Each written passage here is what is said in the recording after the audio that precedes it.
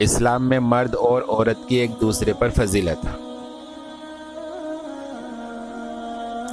اگر مرد نے اپنی ذمہ داری قرآن اور سنت کی روشنی میں نبھائی ہوتی تو عورت یوں چار دیواری سے جو باہر نہ آئی ہوتی۔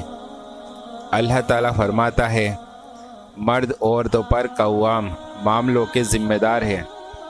اس بنیاد پر اللہ نے ان میں سے ایک کو دوسرے پر فضیلت دی ہے، اور اس بنیاد پر کہ مرد اپنے مال خرچ کرتے ہیں، اس لیے جو نیک اور بھلی عورتیں ہیں وہ فرما بردار ہوتی ہے اور مردوں کے پیچھے اللہ کی حفاظت اور نگرانی میں ان کے حقوق کی حفاظت کرتی ہے۔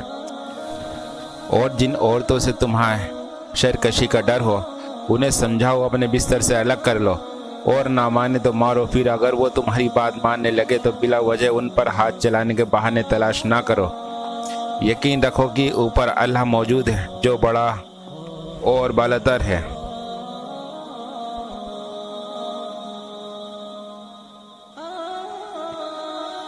تفسیر۔ مرد عورتوں پر قوام ہے۔ قوام اس شخص کو کہتے ہیں جو کسی فرد یا ادارے یا نظام کے معاملات کو درست حالات میں چلانے اور اس کی حفاظت اور نگرانی کرنے اور اس کی ضرورت پوری کرنے کا ذمہ دار ہے۔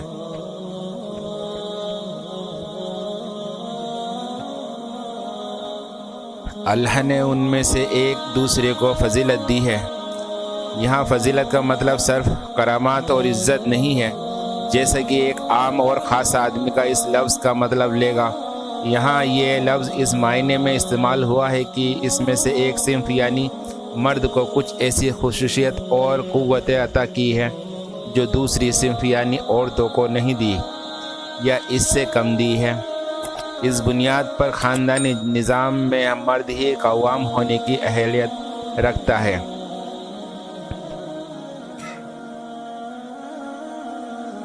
اور عورت فطرتاً ایسی بنائی گئی ہے کہ اسے خاندانی زندگی میں مرد کی حفاظت اور خبرگیری کے تحت رہنا چاہیے۔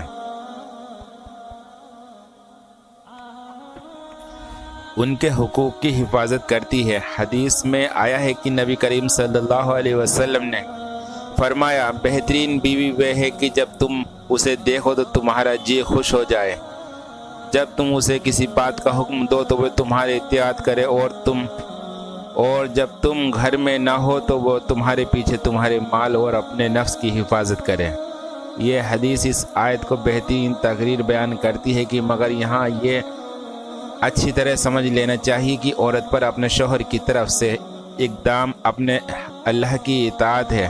لہٰذا اگر کوئی شوہر خدا کی معصیت کا حکم دے یا خدا کے عائد کیے ہوئے کسی فرض سے باز رہنے کی کوشش کرے تو اس کی اطاعت سے انکار کر دینا عورت کا فرض ہے۔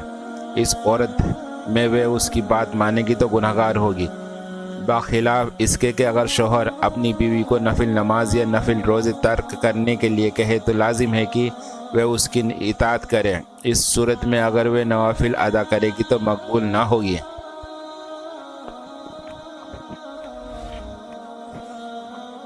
خوابگاہ الگ کر لو اور مارو۔ یہاں یہ مطلب نہیں کہ تینوں کام ایک وقت میں ہی کر ڈالے، بلکہ مطلب یہ ہے کہ نجوس کی حالت میں ان تینوں تدبیروں کی اجازت ہے۔ اب رہا ان پر عمل درآمد، تو بہرحال ان میں سے قصور و سزا کے درمیان تناسب ہونا چاہیے، اور یہاں ہلکی نرمی سے بات بن جائے وہاں سختی سے کام نہ لینا چاہیے۔ نبی کریم صلی اللہ علیہ وسلم نے بیویوں کو مارنے کی جب کبھی اجازت دی تو بنا دل سے اور بساختہ دی، اور پھر بھی اسے ناپسند فرمایا۔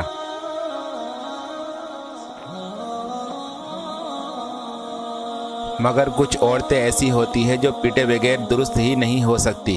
اسی حالات میں نبی کریم صلی اللہ علیہ وسلم نے ہدایت فرمائی ہے کہ منہ پر نہ مارا جائے، بہرے میں سے نہ مارا جائے، اور کسی ایسی چیز سے نہ مارا جائے کہ جسم پر نشان چھوڑ جائے۔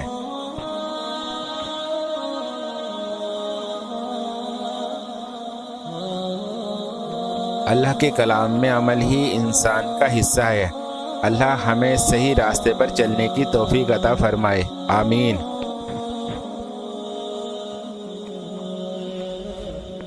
ابی ہریرہ رضی اللہ عنہ روایت کرتے ہیں کہ رسول اللہ صلی اللہ علیہ وسلم نے فرمایا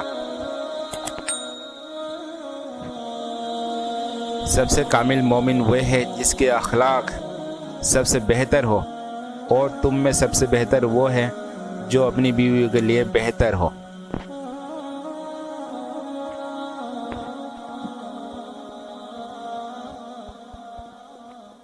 اتنا تو اندازہ ہو ہی گیا ہوگا کہ وہ خود باہر نہ آئی، اسے اس مقام پر لانے والے بھی مرد ہی ہیں۔ لاچاری اور بے بسی میں جب گھر کی دہلیز سے نکل کر باہر آئی تو طاغوت نے بھی اسے حق دلانے کے نام پر ہاتھوں ہاتھ لے لیا، کبھی مہیلا سکتی کرن کے نام پر، کبھی 3 طلاق کے نام پر، تو کبھی شکشا کے نام پر۔ ہم نے اپنی بچیوں کو جنگلی جانوروں کے حوالے خود ہی کر دیا ہے۔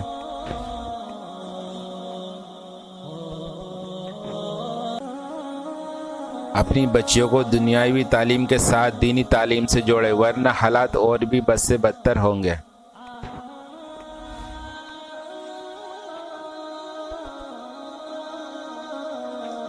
اللہ سبحانہ و تعالی عمل کی توفیق عطا فرمائے، آمین۔ آپ اگر ہمارے نئے چینل پہ ہیں تو ہمارے چینل کو سبسکرائب کر دیں۔ السلام علیکم ورحمۃ اللہ وبرکاتہ، اور جاتے جاتے ایک پیارا سا کمنٹس اور لائک اور شیئر کر دیں۔